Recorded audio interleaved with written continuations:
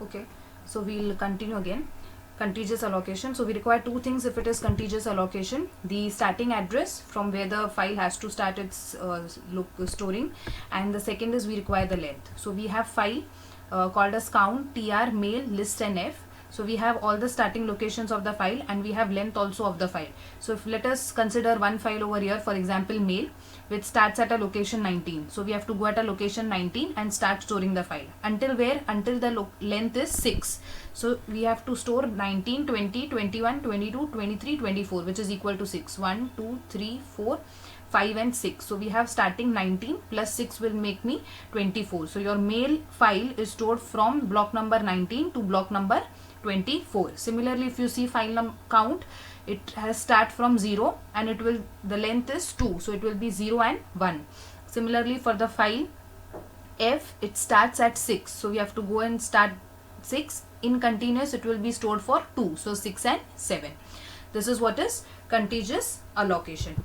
So what are the advantages? It is very simple to implement. We just require the length and we require the starting address. Once we have both of them, we can easily store the file. Second is we get excellent read performance. Why the read performance is excellent? Because all of them are stored in contiguous, so we do not have to go anywhere else to search for the data. It is in continuous, so once we start, we can easily read the contents. And it also supports random access. How does it supports a random access? By using the starting location. So if I want to go to mail, I will directly go to 19. I do not have to start searching the file right from the location 0. What will be the disadvantage? The disadvantage is that the disk will be fragmented. Now we already know what is fragmentation. If it is continuous, I have contiguous means what? I have to store the file in continuous manner. If I do not have any of the data or any of the block which is in contiguous, it will lead to fragmentation. Now for example, if I want to store the data at location 2 and 3, but the length of the data is 4, or if the length of the data is 5, let us assume it is 5. So it is 1, 2, 3, 4, 5. Why I cannot store over here? Why? Because 6 is already occupied. So 2, 3, 4 and 5 will always remain empty unless and until I do not get a file with a length is equal to 4. So this is what is contiguous allocation. Now next we will see what is a linked list allocation. Now what does a linked list allocation say? It does not have to be contiguous. Contiguous means it does not have to be in continuation. That means I do not have to continuously keep on storing the data as 0, 1, 2, 3 like this. I can store it anywhere, anyhow. Therefore it is called as it need not to be contiguous. So what does it say? That the data is scattered anywhere on the disk. That means the data can be anywhere on the disk. We just have to search for that particular data. So a file can be divided and it can be scattered anywhere on the disk. It need not to be in a continuous manner.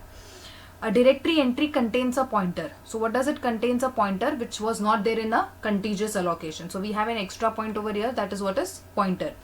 What does that pointer tell? It tells you the starting and the ending of the block. So can you see this arrow? This is nothing but the pointer, which this end indicates the start and this end indicates the next pointer. Again, this is the start, this is the next. This is a start and this is the next. So every file will have a pointer which will tell you what is the start, what is the end and what is the next. So this is the start, this is the end, whereas all these are the next. Okay, so I have file 1, 2, 3, 4 stored at a location 7, 2, 10 and 8. If you see this is not contiguous. So what will 7 tell me? The next data is at location number 2. What will 2 tell me? The next data is location number 10. What will 10 tell me? The next data is at location number 8. But when I come to 8, what will 8 tell me? That there is no further data, the file has ended over here. Okay, so each block contains a pointer to the next block which is occupied by the file. So this is one file which is divided into numbers like 1, 2, 3, 4 and all the 4 are scattered anywhere on the disk.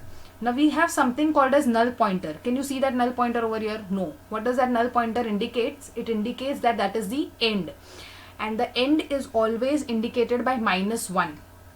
That will be more clear when I take an example. So just remember, we have a start and we have a end, but that end will be indicated with a null pointer and a null pointer is denoted by -1. Okay, so now let us see this example. We have a file which is called as Jeep. It starts at 9 and its end at 25. Okay, now where does it start at 9? So where I have to go to 9. So the first part is stored at 9. What does 9 tell me? Go to 16. What does 16 tell me? Go to 1.